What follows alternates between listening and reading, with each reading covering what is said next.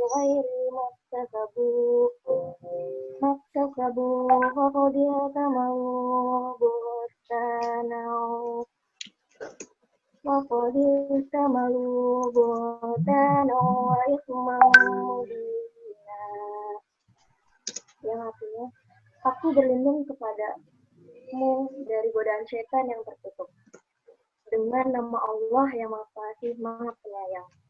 Dan orang-orang yang menyakiti orang-orang mukmin, laki-laki dan perempuan, tanpa ada kesalahan yang mereka perbuat, maka sungguh mereka telah memikul kebohongan dan dosa yang nyata.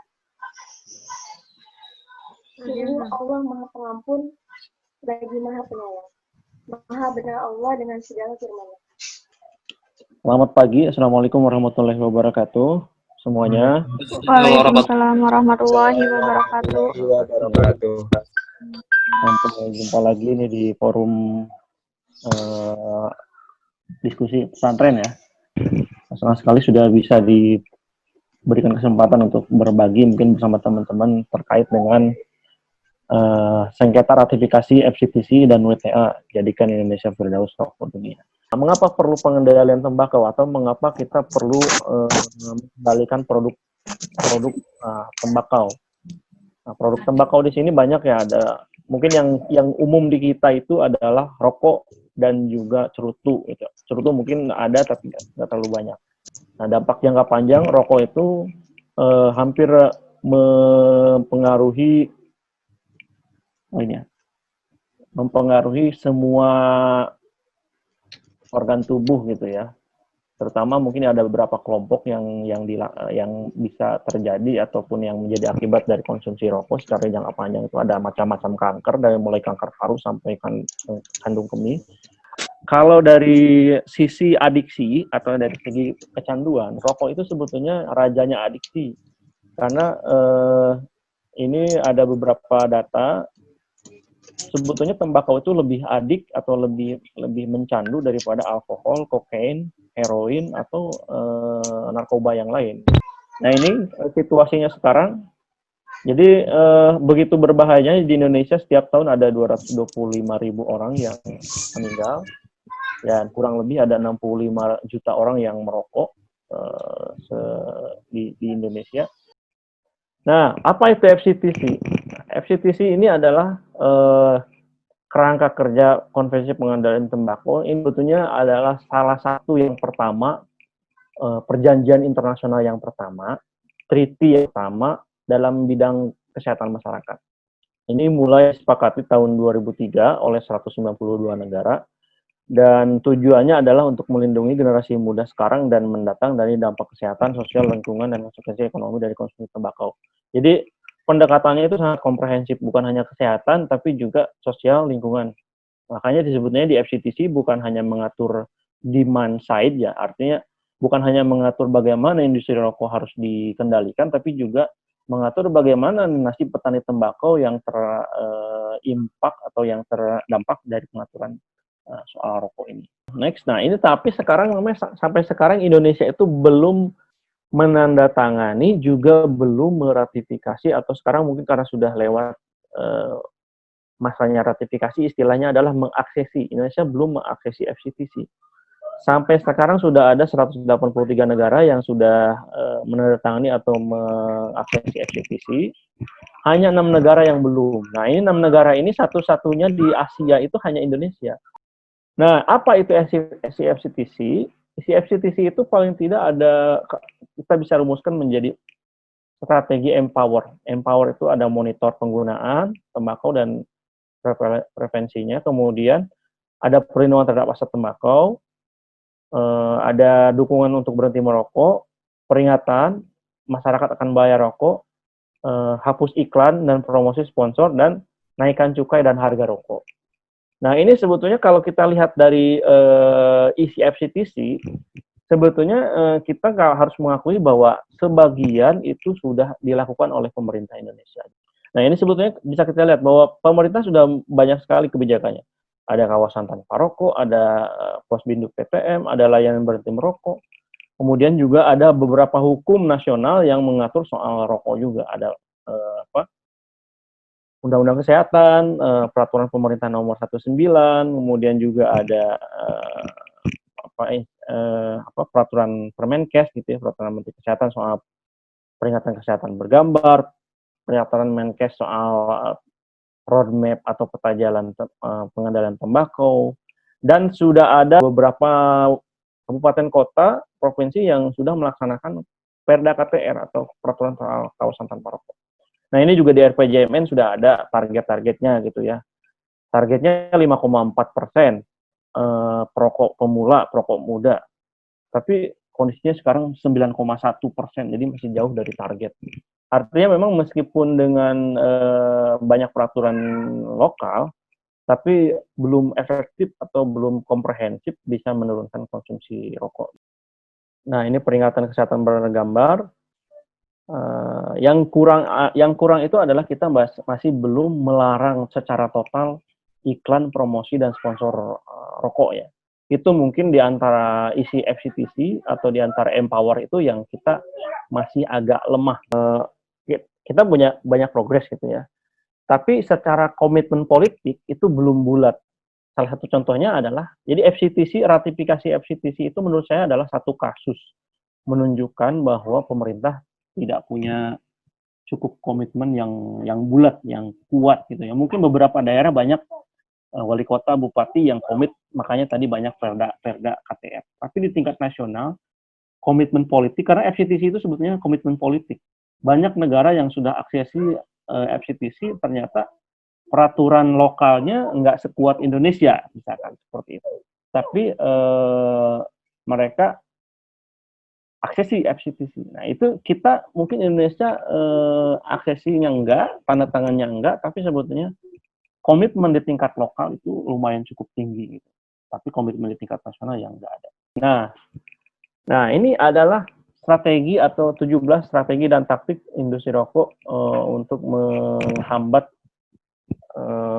pengendalian tembakau di Indonesia. Pertama, ya kan kita tahu proses ratifikasi aksesi FCTC diperhambat. Jadi dulu ceritanya Menteri Kesehatan sudah mau berangkat ke Jenewa untuk tanda tangan FCTC, tapi udah di bandara diminta pulang, nggak usah berangkat. Jadinya nggak ratifikasi. Terus juga usaha-usaha selanjutnya itu dihambat. Yang kedua, meminta untuk menjadi bagian dari setiap satuan tugas pengendalian tembakau. Mungkin teman-teman lihat kemarin banyak industri rokok itu yang kampanye sebetulnya kayak di Depok itu beberapa kasus. Industri rokok tapi kampanye berhenti merokok gitu ya, ke sekolah-sekolah. Itu kan aneh gitu ya. Dia sambil bawa mobil yang ada iklannya, yang ada segala macam. Mempromosikan regulasi sekuralia pada perundang-undangan. Maksudnya bahwa dia pengennya itu nggak mau diatur, tapi bahwa rokok itu jangan diatur terlalu ketat, tapi diperlambat gitu ya. Menyusun dan menyebarkan contoh perundang-undangan yang ramah industri gitu ya. Nah, ini selalu ada, misalkan undang-undang pengendalian tembakau, pengendalian dampak buruk tembakau. Ada RUU pengendalian PDPTK itu ya, pengendalian dampak tembakau. Undang-undang atau industri rokok bikin undang-undang lagi. Undang-undang pertembakauan, itu kan. Jadi ada dua undang-undang soal rokok. Yang satu pro industri, yang satu pro pengendalian gitu ya. Kemudian juga mengirimkan kertas posisi kebijakan pro tembakau dan juga kampanye misinformasi publik. Nah, misinformasi publik salah satu contohnya ini kan dalam COVID sekarang nih, ada yang banyak menyebarkan bahwa rokok bisa menyembuhkan COVID gitu ya. Nah, itu kan banyak sekali misinformasi seperti itu. Menuntut, menggugat. Itu banyak pemerintah daerah yang punya KTR, peraturan KTR itu digugat ke pengadilan gitu ya. Atau misalkan LSM, aktivis pengendalian tembakau itu banyak yang dikriminalisasi gitu ya, digugatlah ke pengadilan, atau ada yang dirampok, laptopnya diambil dan segala macam gitu ya. Terus juga celah hukum yang diakal-akalin gitu ya, memberikan insentif untuk pejabat pemerintah dan politisi. Banyak dirjen atau direktur dari pensiunan kan Kementerian Perdagangan atau Kementerian Industri yang sekarang misalkan masuk ke jajaran CEO-nya industri rokok. Mengutip secara curang isu-isu perdagangan atau isu-isu ekonomi ya. Jadi selalu isu ekonomi, isu perdagangan, isu pertanian itu ditunggangi oleh industri rokok. Mungkin itu ya yang bisa saya sampaikan. Terima kasih. Mudah-mudahan bisa memperjelas. Assalamualaikum warahmatullahi wabarakatuh. Waalaikumsalam Waalaikumsalam warahmatullahi warahmatullahi wabarakatuh. wabarakatuh. Terima kasih kepada pemateri kita yaitu Bapak Denny Wahyudi. Selanjutnya akan dibuka sesi tanya jawab kepada Saudari Alfi Zahra dari UHAMKA. Dipersilahkan untuk bertanya. Iya, Assalamualaikum warahmatullahi wabarakatuh. Waalaikumsalam warahmatullahi wabarakatuh. Saya mau bertanya, apakah pemilik industri rokok itu tidak bisa digugat? Apa karena rokok masih menjadi penyumbang pajak terbesar di Indonesia atau bagaimana? Sekian, terima kasih. Apakah pemilik rokok bisa digugat? Tentunya bisa, ya. Celahnya ada, gitu ya, maksudnya dengan gugatan class action, gitu ya. Tapi ini sebetulnya akan tergantung jurisprudensi. Istilahnya jurisprudensi itu tradisi hukum di negaranya masing-masing. Kalau di negara lain, ini saya karena di Indonesia belum ada kasusnya ya di Indonesia. Di negara lain itu kalau misalkan kita bicara di Amerika itu ada plaintiffs atau gugatan ke industri rokok yang disebut dengan Master Settlement Agreement, MSA. Kalau teman-teman mau Google lebih lanjut bisa dicari Master Settlement Agreement di Amerika. Itu perjalanannya pun sangat panjang. Dia gugat dari tahun 60-an gitu ya, tahun 70-an nggak ada yang kalah. Baru tahun berapa ya, 80-an industri rokok baru kalah gitu. Jadi itu tergantung jurisprudensi. Sebelum industri rokok menang, sebelum industri rokok, maksud saya bahwa orang yang gugat industri rokok itu banyak sebelumnya. Tapi susah gitu ya untuk menang. Sekali menang akhirnya ya bisa gitu, jadi dikalahkan di pengadilan. Oke, terima kasih kepada Bapak Denny karena sudah menjawab pertanyaan yang telah diberikan. Sesi tanya jawab sudah ditutup ya. Selanjutnya kita lanjut ke sesi berikutnya, yaitu sesi diskusi. Kepada teman-teman, jika ingin menanggapi ataupun memberi sanggahan terhadap apa yang sudah disampaikan ataupun ada argumen baru, silahkan dipersilahkan. Kepada Saudara Irfan Fikri dari UHAMKA, silahkan memberikan argumennya atau statementnya. Iya, terima kasih moderator. Jadi gini, saya mau mengemukakan pendapat aja. Kalau tadi kan ada pertanyaan dari UPN ya kalau nggak salah, yang bagaimana kita sebagai mahasiswa kesehatan. Benar kan ya, Bro? Iya, benar-benar. Dilanjut aja.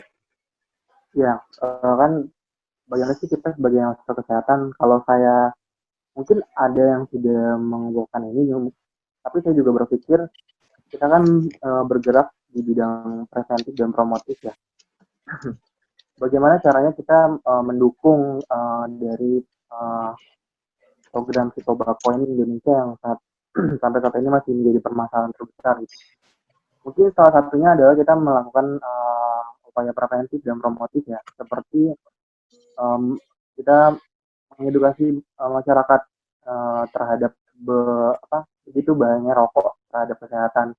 Apalagi tadi dijelaskan pada era sekarang ini rokok itu biasanya kan usia-usia yang sudah mulai dewasa, tapi sekarang kan ditemukan juga di usia 10 sampai 14 tahun juga ada. Mungkin itu bisa menjadi salah satu sasaran kita sebagai masyarakat, mengubah perilaku generasi muda, karena kan generasi muda itu generasi yang masih fresh gitu, generasi yang masih bisa fleksibel untuk dirubahnya dibandingkan generasi yang sudah dewasa atau sudah tua. Kepada ini di sini ada yang mau berpendapat lagi, mungkin dari Ani Nuraini, Universitas Siliwangi. Mungkin dipersilahkan untuk menyampaikan pendapat. Jadi saya ingin berpendapat bahwa tadi kan disebutkan bahwa Indonesia itu belum menandatangani FCTC. Melihat bahwa memang ada 6 negara kan tadi yang belum menandatangani FCTC. Menurut saya, kenapa Indonesia itu belum menandatangani FCTC sampai sekarang? Karena memang di Indonesia sendiri regulasi untuk untuk menetapkan sebuah kebijakan itu masih sangat lemah. Nah, lalu dicontohkan seperti contohnya itu WTA di Surabaya. Kenapa Surabaya itu sebenarnya sudah menerapkan KTR mungkin ya di Surabaya itu, tapi menerima saja untuk pameran WTA itu sendiri. Nah, menurut saya karena memang bukan hanya konsistensi dari sebuah kebijakan saja, tapi memang regulasi di Indonesia sendiri itu sangat lemah gitu untuk menetapkan sebuah kebijakan. Lalu tadi disebutkan juga bahwa ada beberapa pendapat dari teman-teman bahwasannya masyarakat itu harus kita edukasi gitu untuk agar tidak terlalu mencandu merokok. Sebenarnya bukan hanya masyarakat saja yang harus disasarkan gitu, tapi sebenarnya itu masyarakat itu adalah korban dari si industri rokok itu sendiri. Karena tadi disebutkan oleh Teh Intan juga kalau misalnya ada orang yang berpendapat bahwa mereka lebih setuju pabrik rokok itu ditutup daripada rokok itu dinaikkan, harga rokok itu dinaikkan, karena sedinaikkan berapapun rokok, mereka akan tetap merokok seperti itu. Nah, lalu kan dalam harga menaikkan rokok itu sendiri, walaupun misalnya harga satu bungkus rokok itu menjadi 50.000 atau 100.000, tetap saja ketika dijualnya bisa eceran, mereka akan tetap mengkonsumsi. Jadi surganya tadi disebutnya itu Firdaus di Indonesia, Firdaus rokok di Indonesia itu karena memang di Indonesia itu segala dimudahkan gitu. Jadi ketika memang Indonesia tidak mampu menandatangani FCTC itu sendiri karena memang di Indonesia itu sendiri tidak tidak kokoh gitu dalam. Jadi mereka sendiri itu belum siap gitu, dari pemerintahnya sendiri, dari dari industri rokoknya itu sendiri, gitu mungkin. Baik, terima kasih kepada Saudari Ani Nuraini dari Siliwangi, Universitas Siliwangi. Mungkin selanjutnya closing statement saja dari saya sekaligus membacakan kesimpulan dari dari kajian pada siang hari ini. Closing statement saya adalah bahwasannya rokok merupakan masalah yang mengakar di Indonesia ini. Maka dari itu kita sebagai calon tenaga kesehatan masyarakat sudah seharusnya dan selayaknya kita dapat mengedukasi masyarakat untuk dapat memperhatikan lebih jelas bahwasannya rokok ini berbahaya bagi kita semua dan merupakan ancaman untuk kita semua. Sebagai tenaga kesehatan masyarakat, mungkin kita bisa melakukan cara-cara yang lebih konkret, yaitu dengan advokasi ke kementerian bersangkutan untuk dapat menemukan kejelasan terkait problematika bangsa yang menyangkut kesehatan masyarakat di negara kita. Mungkin itu saja yang dapat saya sampaikan. Kurang lebihnya mohon maaf. Wabillahi taufik wal hidayah. Wassalamualaikum warahmatullahi wabarakatuh. Selanjutnya saya kembalikan kepada MC yang bertugas. Warahmatullahi wabarakatuh. Selanjutnya, teman-teman. Jadi teman-teman, kita mau ngasih tahu pengumuman pemenang door prize. Yeay. Lanjut aja ya. Jadi yang pertama itu ada Kak Yufan Restu Aji dari Urindo. Tepuk tangan dong. Oh, gila-gila sih. Terus juga ada Oh iya, teman-teman. Irfan dari ya Irfan, selamat. Thank you. Ditunggu di Karawang ya, Kak. Terus pemenang selanjutnya ada Ahmad Hafiz Zulfikar dari UHAMKA juga. Selamat Kak. Selamat Kak Ahmad. Ada yang bohong, bukan bro. Terus lanjut lagi ada Kak Intan Uli Atalia dari UPN Veteran Jakarta. Selamat Kak. Wow. Selanjutnya Foto bersama. selanjutnya kita akan sesi foto bersama dulu ya. Oke. Tunggu aba-aba ya dari saya. Ayo teman-teman senyum. 1, 2, 3.